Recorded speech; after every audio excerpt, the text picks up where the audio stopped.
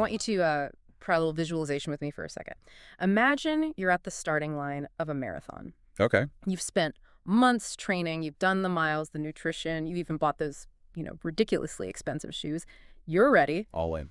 But then, 30 seconds before the gun goes off, an official walks up to you, and only you, and says, hey, just so you know, your finish line is about a mile further back than everyone else's. That is, wow.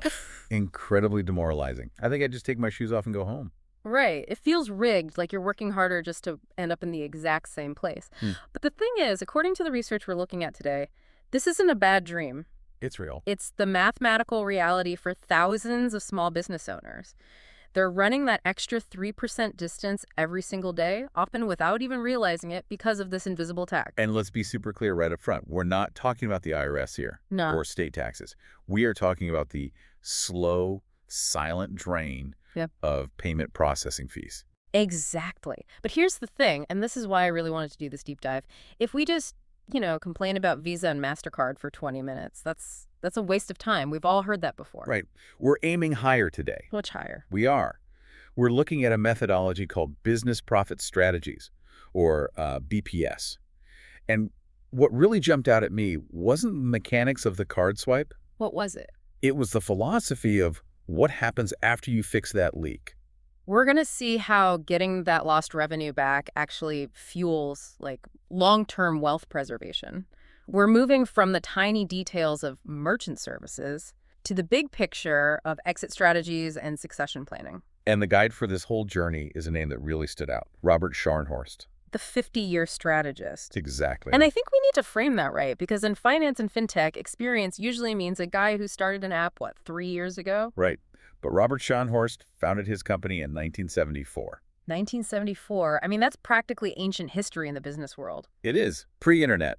Pre-personal computer, even. It is. And that context is really the backbone of this whole discussion. When you have a 50-year strategist looking at your business, they're not just trying to sell you a flashy gadget. They're looking at economic cycles, at legacy. At survival. Yes. They've seen it all. Inflation spikes, recessions, booms, you name it. So our mission today is kind of twofold. First, we're going to prove mathematically why money is just evaporating from business accounts. And then we're going to connect the dots to see how this 50-year strategy turns that recovered cash into what the text calls personal freedom.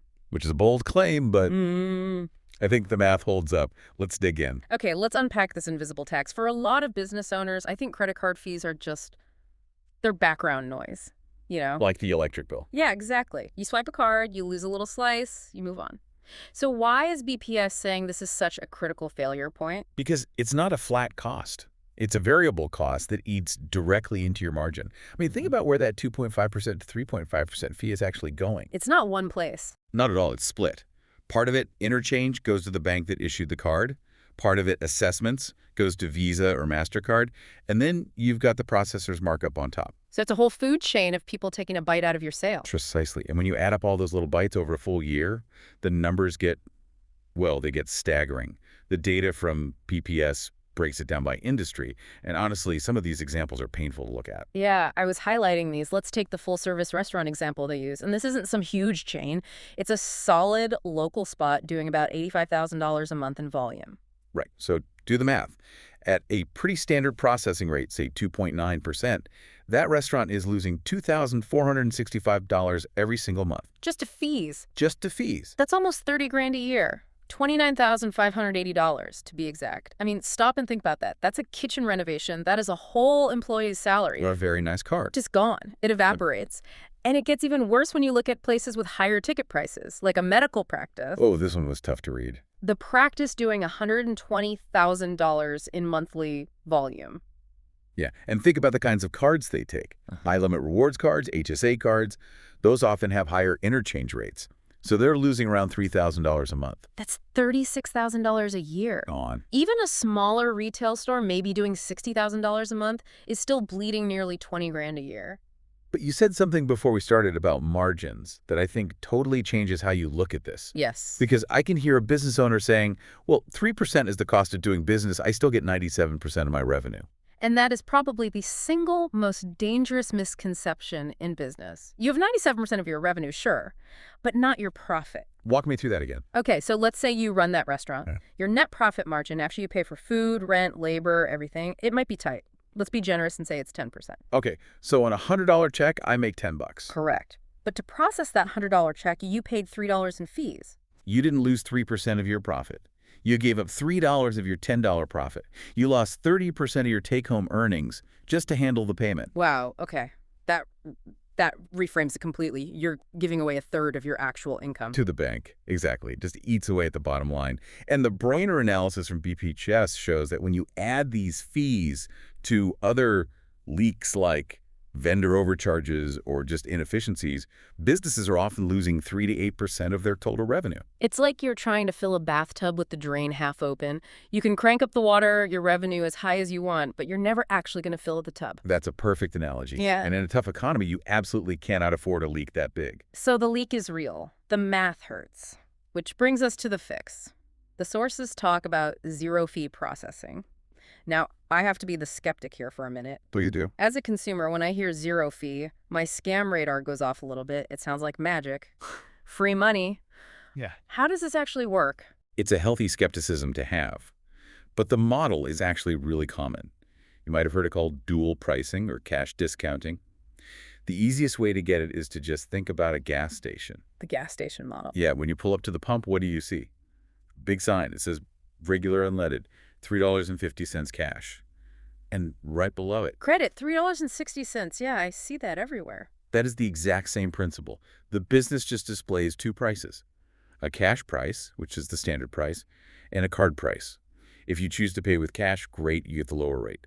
If you choose the convenience of a card, the terminal just automatically applies a small service fee to cover that processing cost. So you're basically shifting the cost of that convenience from the business owner to the customer who's choosing to use it. You got it. Instead of the restaurant owner eating that $29,000 a year, that cost is spread out in tiny amounts across all the customers who chose to swipe a card. Okay, here's the big pushback. I can hear listeners yelling, my customers will get angry. They'll walk out if I charge them 3% more. It's the number one fear, for sure. But the data doesn't really back that up. First, we live in a convenience economy. People pay delivery fees, service fees, booking fees all the time. That's true. Paying, what, 50 cents extra on a $20 lunch to use your card? It's rarely a big deal for most people. And I guess if they really don't like it, they can just pay with cash. That is the key. You are not forcing a fee on anyone. You are offering a choice. Here's the cash price, here's the card price. It empowers the customer. Okay, what about the legality of all this? I remember years ago there was a ton of confusion. Didn't Visa used to ban this? They did, way back. But some big legal settlements and federal laws like the Durbin Amendment completely changed the game. The source material is very clear on this. The program is compliant with Visa and MasterCard rules, and it's legal in all 50 states. But the notes here mention a difference between a compliant program and just, tacking on a fee. Oh, that's a huge distinction. You can't just write plus 4% on a Post-it and stick it on your cash register. That's how you get fined and your account shut down. There are specific rules about disclosure, about signage, about the percentage you can pass on. That's why BPS emphasizes their programs are 100% compliant. They handle the tech and the rules so the owner doesn't have to worry about it. So they're selling the compliance framework, not just a card reader. Exactly. Now let's look at how this model compares to what they call traditional processors, because it feels like the traditional guys are sort of the villains of the story. Well, their model is built on extracting fees. It's not just the swipe fee. BPS points to all the junk fees. The statement fee? And the batch fee. What even is a batch fee? I've never really gotten that. It's a fee they charge you just to close out your sales for the day, usually 10 to 30 cents. It sounds tiny, but it's literally a fee for nothing.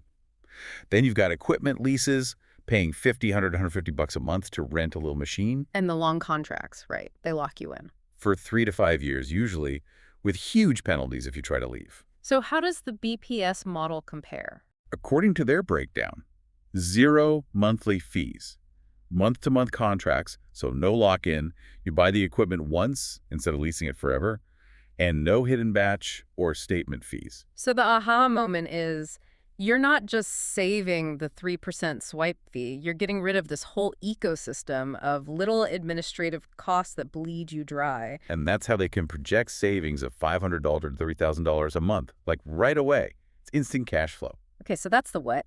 We've plugged the leak, we've found a restaurant owner, they're $30,000, but the episode is called The 50-Year Strategist.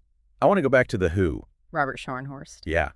Because if you Google zero-fee processing, you'll find 100 companies doing this. It's becoming more common. Why does he matter? It comes back to that date, 1974. In the payments world, companies have the lifespan of fruit fly. They pop up, resell someone else's product, and then they vanish, or they get bought, and the service tanks. Right. And if my machine breaks on a Friday night dinner rush, I don't want to be talking to a chatbot or someone in a call center 1,000 miles away. BPS really emphasizes their local roots. They're in Twin Falls, Idaho, serving the Magic Valley. They talk about on-site service and 24-hour response times, There's a line here, hands-on implementation. They actually come to you and set it up. which is so rare now. But think about why that 50-year perspective is so important. Scharnhorst has seen everything. The inflation of the 70s, the crash of 87, the dot-com bubble 2008, COVID. He's seen the movie before. He practically wrote the script. He understands that business is about survival and growth over decades. A new tech company is trying to get an IPO next year.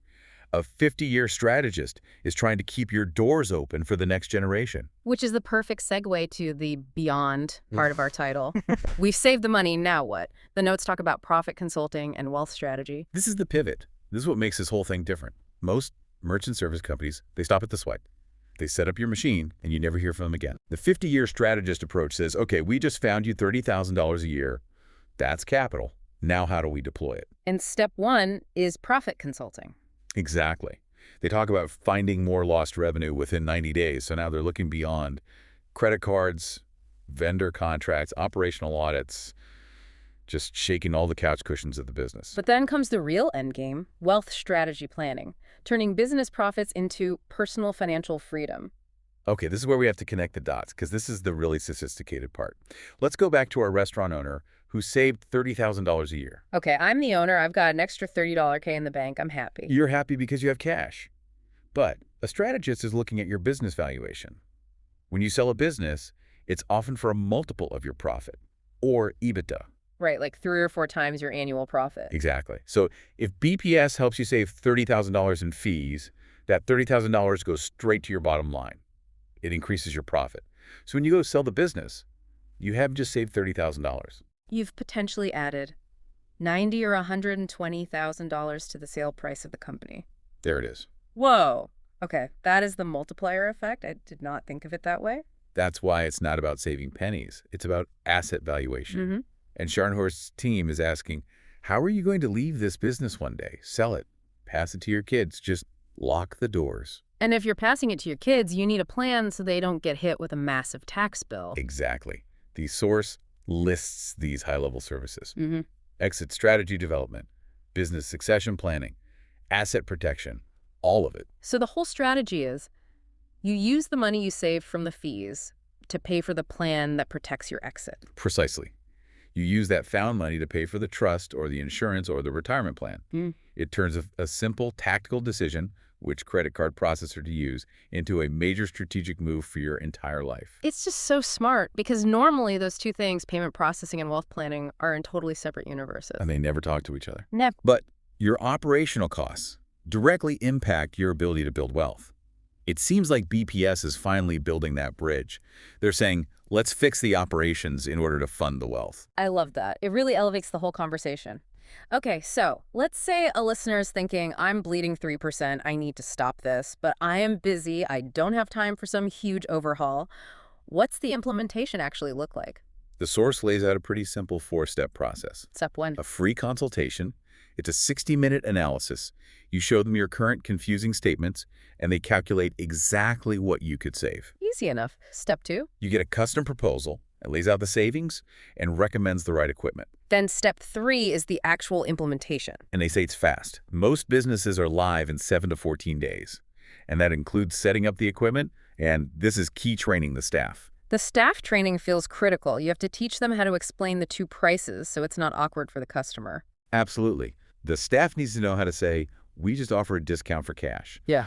Having that local hands-on help makes that transition so much smoother. And the final step is ongoing support.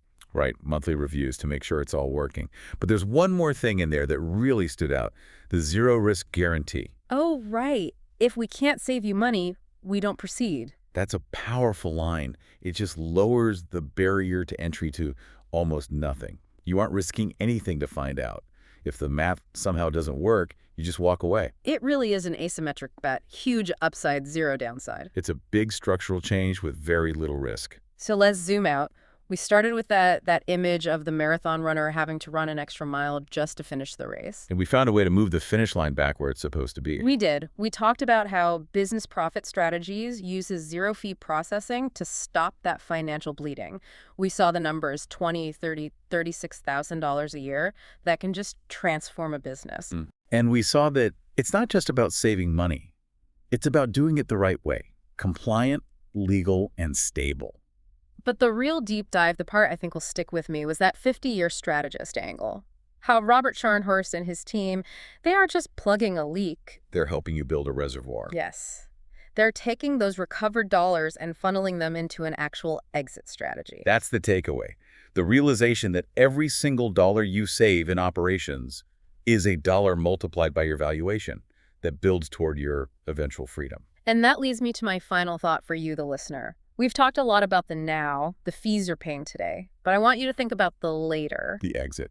Exactly. If you own a business, you will leave it one day. You'll sell it, close it, or pass it on. There is no fourth option. So if you aren't planning for that succession now, and more importantly, if you aren't funding that plan with money you are currently just wasting on fees, when will you? That is the question. Expertise is knowing how to fix a problem. Strategy is knowing why you're fixing it. And having 50 years of strategy in your corner, that's a powerful thing. Couldn't have said it better. That's a wrap for this deep dive into business profit strategies. Thanks for listening, and we'll see you in the next one.